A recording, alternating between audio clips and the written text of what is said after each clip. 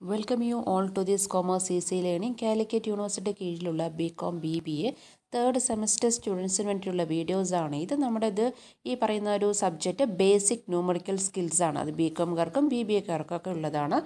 ഇതിൽ BNSൽ ഇപ്പോൾ ഞാൻ ഈ പറയുന്ന വീഡിയോ ഉൾപ്പെടുത്തിയിരിക്കുന്നത് ചാപ്റ്റർ 8, 9, 10 അതിൽ ഇമ്പോർട്ടൻ്റ് ആയിട്ടുള്ള ക്വസ്റ്റ്യൻസ് 2 മാർക്സ് 5 മാർക്സ് അതേപോലെ തന്നെ എസ്എ ടൈപ്പ് ക്വസ്റ്റ്യൻസാണ് ഞാൻ ഉൾപ്പെടുത്തിയിരിക്കുന്നത്. തൊട്ട് മുമ്പുള്ള വീഡിയോസൊക്കെ ചാപ്റ്റർ 1 മുതൽ ചാപ്റ്റർ 7 വരെയുള്ള വീഡിയോസ് ഞാൻ അപ്ലോഡ് ചെയ്തിട്ടുണ്ട്. അത് കാണാത്തവരുണ്ടെങ്കിൽ ആ വീഡിയോസൊക്കെ ഒന്ന് കാണാം. ഓക്കെ, അപ്പോൾ നമുക്ക് ഇന്നത്തെ ഒരു വീഡിയോ ക്ലാസ്സിലേക്ക് പോകുന്നതിന് മുന്നേ ഈ വീഡിയോ ആദ്യമായിട്ടാണ് കാണുന്നതെങ്കിൽ സബ്സ്ക്രൈബ് ചെയ്യുക. അതേപോലെ വീഡിയോസ് യൂസ്ഫുള്ളായാൽ like and share. Okay, bell button press ചെയ്യാൻ മറക്കല്ലേ.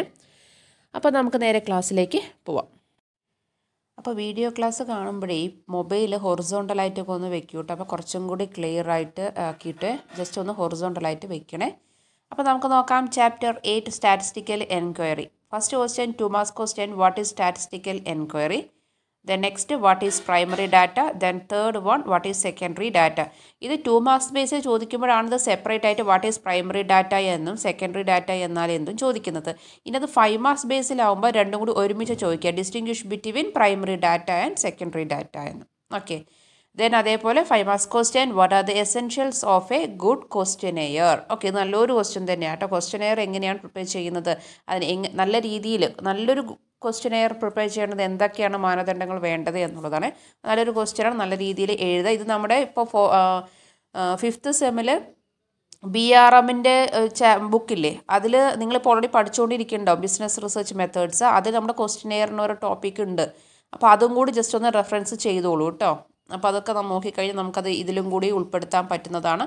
അപ്പോൾ ആ ബുക്കും കൂടി വായിച്ച് വയ്ക്കുക ആ ഒരു ക്വസ്റ്റ്യൻസിന്. Okay, the next essay type questions വരുമ്പോൾ define statistical investigation. What are different stages of statistical investigation?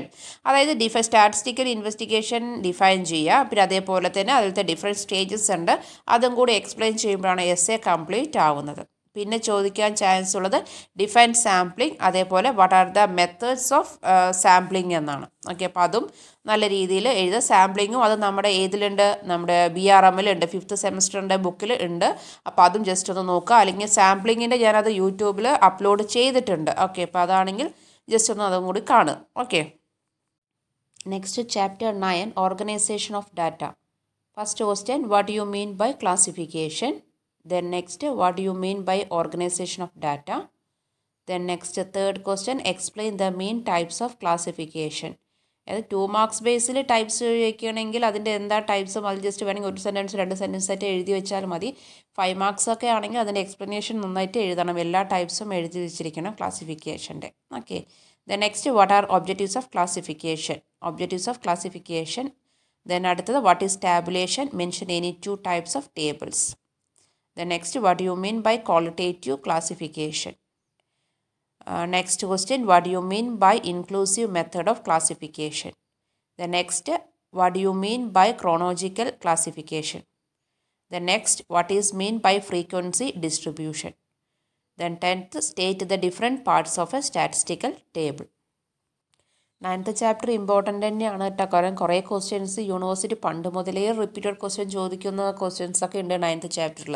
Okay, then next question, what is class limit? Then next, what you mean by classification? ഞാൻ ഈ പറഞ്ഞ 9th ചാപ്റ്ററിൽ ഇത്രയും question ഉണ്ടല്ലോ, 12 ക്വസ്റ്റ്യനും, അതെല്ലാം തന്നെ നിങ്ങൾ നന്നായിട്ട് ഇരുന്ന് പഠിച്ചോളൂ, എക്സാമിന് വരാൻ ചാൻസ് ഉള്ളതാണ്. ദെൻ 5 മാർക്സ് ബേസിൽ define classification, state the main characteristics of classification. Important question ആണ്. Then next, what are the basis of classification of data? ഇനിയുള്ളതൊക്കെ ഞാൻ യൂണിവേഴ്സിറ്റി ചോദിച്ച ക്വസ്റ്റ്യൻ തന്നെയാണ്. അതൊക്കെ ഈ 9th ചാപ്റ്റർ വെരി ഇമ്പോർട്ടൻ്റാണ്. The next, what are the difference between classification and the tabulation? The next question, ഇതൊക്കെ നമ്മുടെ ക്ലാസിഫിക്കേഷൻ ടാബുലേഷനൊക്കെ നമ്മൾ റിസർച്ചിലും പഠിച്ചിട്ടുണ്ട്, ബിസിനസ് റിസർച്ച് മെത്തേഡിൽ. ഇപ്പോൾ നിങ്ങൾ 5th സെമസ്റ്റർ അല്ലേ പോയിക്കൊണ്ടിരിക്കുന്നത്. ഓക്കെ, അപ്പോൾ നിങ്ങൾക്ക് ആ ഒരു ടച്ചും കൂടി വരാൻ ചാൻസ് ഉണ്ട്. അപ്പോൾ അതൊക്കെ ആ ബുക്കും കൂടി ജസ്റ്റ് ഒന്ന് ഇപ്പോൾ പഠിക്കുന്നത് BNSൽ പഠിക്കുമ്പോൾ ജസ്റ്റ് ഒന്ന് റെഫറൻസ് ചെയ്തോളൂ കേട്ടോ, നല്ലതാണ്. നമ്മൾ നേരത്തെ പറഞ്ഞ ക്വസ്റ്റ്യനെയറിൻ്റെ കാര്യം പറയില്ല, അതൊക്കെ ആ ബുക്കിലുണ്ട്. അപ്പോൾ അതൊന്ന് ജസ്റ്റ് ഒന്ന് നോക്കി വയ്ക്കുക. Then next question, what is frequency distribution? What are it's components? Then next, explain different types of classification. Then next 18th one, what are the parts of statistical data? Then 19th, next, what is tabulation? What are it's objectives? The next, explain the purpose of classification and tabulation of data. ഇതൊക്കെ 5 marks question ആണ്. Okay, next 5 marks question. ഇത് ശരിക്കും university ചോദിച്ചതാണ് കേട്ടോ, repeated question അല്ല, പക്ഷേ ഒരു പ്രാവശ്യം ചോദിച്ചിട്ടുണ്ട്. ഓക്കെ, യൂണിവേഴ്സിറ്റി ചോദിച്ചതാണ്. From the following observation prepare classified frequency distribution. അതായത് ഇപ്പോൾ തന്നിരിക്കുന്ന ഡാറ്റാസില്ലേ 110, 108, 126, 132 എന്നൊക്കെ പറഞ്ഞിട്ട് കുറേ ഫുൾ ന്യൂമറിക്കൽ ഡാറ്റാസ് തന്നിട്ടില്ലേ, അതിന് നമ്മൾ എന്ത് ചെയ്യുന്ന അറിയോ, ഫ്രീക്വൻസി ടേബിളിലേക്ക് ആക്കണം. അപ്പോൾ നിങ്ങൾ എന്താ ചെയ്യേണ്ടതെന്ന് അറിയോ, ഫസ്റ്റ് ക്ലാസ് എഴുതുക, then Tally bar, then frequency. Okay, അതാണ് എളുപ്പം. അപ്പോൾ നമ്മൾ എന്ത് ചെയ്യാം, ഫസ്റ്റ് ഈ 100 മുതൽ 110, പിന്നെ അടുത്ത 110 മുതൽ 120, പിന്നെ 120 മുതൽ 130, അങ്ങനെ ഏറ്റവും ലാസ്റ്റ് വരുന്നത്, ഇതിൽ ഏറ്റവും ഹയസ്റ്റ് ആയിട്ട് വരുന്നത് 170 വരെ നമുക്ക് റെഡിയാക്കാം. ഓക്കെ, അപ്പോൾ നിങ്ങൾ ക്ലാസ് എഴുതിയിട്ട് താഴെ ഇതിലെഴുതുക 100 to 110. ഓക്കെ, 100 മുതൽ 110, തൊട്ട് താഴെ 110 to 120, അങ്ങനെ ഇവിടെ 170 വരെ വരും. അതായത് 160 മുതൽ 170 എന്ന് പറഞ്ഞു. ഓക്കെ, അപ്പോൾ ആ ഒരു ക്ലാസ്സസ് എഴുതി കഴിഞ്ഞ ശേഷം തൊട്ട് അടുത്ത കോളം ടാലി ബാർന്ന് എഴുതുക. ടാലി എന്ന് എഴുതി വെച്ചാലും മതി. എന്നിട്ട് ഈ പറയുന്നതിൽ 100 മുതൽ 110 വരെയുള്ളതിൽ എത്ര എണ്ണം ഉണ്ട്, അത് നമ്മൾ എത്ര എണ്ണം ഉണ്ടോ അത് ജസ്റ്റ് ടാലിൻ്റെ അവിടെ വരയ്ക്കുക. ഒന്നേ ഉള്ളെങ്കിൽ 1 എഴുതി വയ്ക്കുക. 2 എണ്ണം എന്നുണ്ടെങ്കിൽ 1 1 അറിയാലോ, ടാലി ചെയ്യാൻ അറിയില്ല. 1 1 1 ഇട്ടിട്ട് പോകുക. 4 എണ്ണം കഴിഞ്ഞു, 5ാമത്തെ ആണെങ്കിൽ ക്രോസ് ആയിട്ട് ഒരു വരയ്ക്കുക. അങ്ങനെ അതേപോലെ ടാലി ബാർ ഇടുക. എന്നിട്ട് അത് എത്ര എണ്ണം ഉണ്ട് എന്ന് നിങ്ങൾക്ക് ഫ്രീക്വൻസി തൊട്ട് അടുത്ത കോളത്തിൽ ഫ്രീക്വൻസി എഴുതുക. അപ്പോൾ 100 മുതൽ 110 വരെ ഒന്നേ ഉള്ളൂ ഇവിടെ. അപ്പോൾ നമ്മൾ 1 എഴുതി. 110 മുതൽ 120 ഇവിടെ 4 എണ്ണം ഉണ്ട്, അപ്പോൾ 4 എഴുതി. അങ്ങനെ എല്ലാത്തിൻ്റെയും എഴുതി ലാസ്റ്റ് നമുക്ക് ഫ്രീക്വൻസി ഇവിടെ ആഡ് ചെയ്താൽ മതി. എല്ലാം 1 4 7 10 6 3 1 അങ്ങനെയാണ് വരിക. ജസ്റ്റ് നിങ്ങളൊന്ന് ജസ്റ്റ് ഒന്ന് റീചെക്ക് ചെയ്യുക. ഓക്കെ, 32 ആണ് വരുന്നത് ആൻസർ. പക്ഷേ നിങ്ങളൊന്നും കൂടി നോക്കുക. ഓക്കെ, അപ്പോൾ എത്രയാണ്? അപ്പോൾ അത്രയുള്ള സിമ്പിൾ ക്വസ്റ്റ്യനാണ്. പക്ഷേ യൂണിവേഴ്സിറ്റി ചോദിച്ചിട്ടുണ്ട്. ഇത് കാണുമ്പോൾ തന്നെ അയ്യോ ഇത് എന്താ ചെയ്യേണ്ടതെന്ന് അറിയില്ല എന്നൊന്നും ഇരിക്കേണ്ട, കാരണം ഇത് എണ്ണി നോക്കിയാൽ മതി. ഓക്കെ, കുറച്ചും കൂടി ഈസി ആക്കി പറയുമ്പോഴാണ് നമ്മൾ ഈ പറയുന്ന മെത്തേഡ് അഡോപ്റ്റ് ചെയ്യുന്നത്. ഓക്കെ, അപ്പോൾ നിങ്ങൾ ജസ്റ്റ് ഒന്ന് ചെയ്ത് നോക്കുക. Class, then Tally, then frequency, എന്നിട്ട് അതിൽ എത്ര എണ്ണം ഉണ്ട് എന്ന് ഫ്രീക്വൻസിനെ ടോട്ടൽ എഴുതി വെച്ച് കഴിഞ്ഞാൽ കഴിഞ്ഞു answer. Okay, the next essay type, what do you mean by tabulation, what are its objectives, draw a manifold table for marks obtained by the students based on sex, marital status and residential status. അതായത് ഹോസ്റ്റലേഴ്സും and the day സ്കോളേഴ്സും ഉണ്ട്. അതായത് just അവർ tabulation എന്നാൽ എന്തും അതിൻ്റെ ഒബ്ജക്റ്റീവ്സും എഴുതുക. അതിനുശേഷം നമ്മുടെ അടുത്ത് ഒരു എക്സാമ്പിൾ സഹിതം തന്നിട്ട് ഇത് ഒരു കോളം പോലെ വരച്ച് റെഡിയാക്കി വെക്കാനാണ് പറഞ്ഞൊരു ടാബുലേഷൻ. നമ്മളത് എങ്ങനെയാണ് ഡാറ്റാസ് കിട്ടിക്കഴിഞ്ഞ് കഴിഞ്ഞാൽ കോളം ഒക്കെ വരച്ച് റെഡിയാക്കും, കോളവും റോസൊക്കെ എങ്ങനെയാണ് വരയ്ക്കുക എന്നുള്ളത്. അപ്പോൾ അതിന് ജസ്റ്റ് ഇനിയിപ്പോൾ നിങ്ങൾക്ക് പറഞ്ഞാൽ എത്രത്തോളം മനസ്സിലാവണം എന്നില്ല എന്ന് ഉദ്ദേശിച്ചിട്ടാണ് ഞാൻ അതിൻ്റെ ഡയഗ്രാമും കൂടി നിങ്ങൾക്ക് അതിൽ വെച്ചിട്ടുണ്ട്. അപ്പോൾ ഇങ്ങനെയാണ് മറ്റേതിന് ആൻസർ ചെയ്തണം. ഇത് ടാബുലേഷൻ്റെ ഒബ്ജക്റ്റീവ്സ് എഴുതി കഴിഞ്ഞിട്ട് അവർ പറഞ്ഞിരിക്കുന്നുണ്ടല്ലോ ഒരു ചിത്രം വരയ്ക്കാൻ പറഞ്ഞിട്ടില്ല, അത് ഇങ്ങനെയാണ് കേട്ടോ. നിങ്ങൾ ജസ്റ്റ് ഒന്ന് നോക്കുക. എന്തായാലും മൊബൈൽ ഹൊറിസോണ്ടലായിട്ട് വെക്കുക, എന്നാലും കുറച്ചും കൂടി ക്ലിയർ ആയിട്ട് കാണുകയുള്ളൂ. ഹൊറിസോണ്ടൽ വെച്ചിട്ട് ഇതാണ് അതിൻ്റെ pattern answer. Okay, next chapter 10 presentation of data. അതിൽ 2 മാർക്സ് ക്വസ്റ്റ്യൻ റിപ്പീറ്റഡ് ക്വസ്റ്റ്യൻ ആയിട്ട് ഇതൊക്കെ വന്നിട്ടുള്ളതാണ്. What is line graph, then define ogive, then what do you mean by histogram, then 4th one what are the important types of bar diagram, then അടുത്ത ചോദ്യം when is frequency distribution called normal. Okay, then explain frequency polygon and the frequency curve, then what is an ogive curve, then what is a pie diagram, then next explain the 2-dimensional diagram. അടുത്തത് state the difference between less than ogive and more than ogive. Then next question, what is pictogram, picture representation ഗ്രാഫില്ലേ അതിൻ്റെയാണ് ഉദ്ദേശിക്കുന്നത്. അപ്പോൾ what is pictogram, അതേപോലെ തന്നെ what is cartogram, then what is a false base line. Okay, ഇതൊക്കെ ഒരു പ്രാവശ്യമെങ്കിലും ചോദിക്കാത്ത questions യൂണിവേഴ്സിറ്റിയിലില്ല. അധികം ഒരു 3 4 വട്ടം ചോദിച്ച ക്വസ്റ്റ്യൻസാണ് ഇപ്പോൾ ഞാൻ പറഞ്ഞിരിക്കുന്ന 13 എണ്ണം. ഓക്കെ, എങ്ങനെ പോയാലും ഒരു ക്വസ്റ്റ്യൻസൊക്കെ 3 വർഷമെങ്കിലും മേലെ ചോദിച്ചിട്ടുണ്ട്. അതുകൊണ്ട് ഈ ഒരു ചാപ്റ്ററും ഒഴിവാക്കരുത്. ചാപ്റ്റർ 10 അതിലത്തെ 2 മാർക്സ് ക്വസ്റ്റ്യൻ നിങ്ങൾക്ക് ഇതിൽ നിന്നേ പ്രതീക്ഷിക്കാൻ പറ്റുകയുള്ളൂ. 9, 10 ഒക്കെ ചാപ്റ്ററിൽ നിന്നാണ് നമുക്ക് ഈ പറയുന്ന 2 മാർക്സ് ക്വസ്റ്റ്യൻസ് കുറച്ചും കൂടി ഉള്ളത്. അപ്പോൾ അതൊക്കെ നന്നായിട്ട് ഇങ്ങോട്ട് നോക്കുക. Next 5 marks question define frequency polygon. അത് ഉദ്ദേശിക്കുന്നത് ഹൗ ടു കൺസ്ട്രക്ട്. ഓക്കെ, അപ്പോൾ അത് എങ്ങനെയാണ് ഉള്ളതെന്നും കൂടി എഴുതി വെക്കണേ. അത് റിപ്പീറ്റഡ് ക്വസ്റ്റ്യൻ ഒരു 6-7 പ്രാവശ്യമൊക്കെ വന്നിട്ടുള്ള ക്വസ്റ്റ്യനാണ്. The next question state the important types of diagrams in common use. Repeated question. Then distinguish between diagram and graph. ഇതെല്ലാം ഈ പറയുന്ന ചാപ്റ്റർ 10 ഉണ്ടല്ലോ വളരെ ഇമ്പോർട്ടൻ്റ് ആണ്. ചാപ്റ്റർ 9, 10 ഒക്കെ റിപ്പീറ്റഡ് ക്വസ്റ്റ്യൻസ് ആണ്, കുറേ വട്ടം ചോദിച്ചിട്ടുള്ളതാണ്. Then next distinguish between diagram and graph പറഞ്ഞു. പിന്നെ അടുത്തത് describe any 2 types of bar diagrams, അതൊക്കെ വിത്ത് എക്സ്പ്ലനേഷൻ എഴുതണം. Okay. Then next question, what is histogram, how do you construct it. Okay. Then next compare the contrast diagram and graph. Then next, explain the advantages of graphic representation of statistical data. Okay.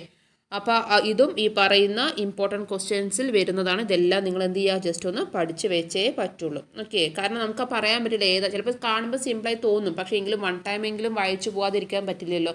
അപ്പോൾ just ഒന്ന് 1 time 2 times ഒന്ന് just ഒന്ന് വായിച്ചിട്ട്. Next question 5 marks question, what are the importance of diagrams and graphs. Okay. ഇനിയിപ്പോൾ അത് merits ആയിട്ട് ചോദിക്കുകയാണെങ്കിൽ നിങ്ങൾക്ക് ഇതേ പറഞ്ഞ പോയിന്റ്സ് തന്നെ എഴുതാൻ പറ്റുമേ. അത് കുറേ റിപ്പീറ്റഡ് ക്വസ്റ്റ്യൻ ഒരു 4-5 പ്രാവശ്യത്തിന് മേലെ ചോദിച്ചിട്ടുള്ള ക്വസ്റ്റ്യൻസ് ആണ് ഇതൊക്കെ. അപ്പോൾ മെറിറ്റ്സും ഡെമെറിറ്റ്സും ഒക്കെ നന്നായിട്ട് പഠിക്കുക.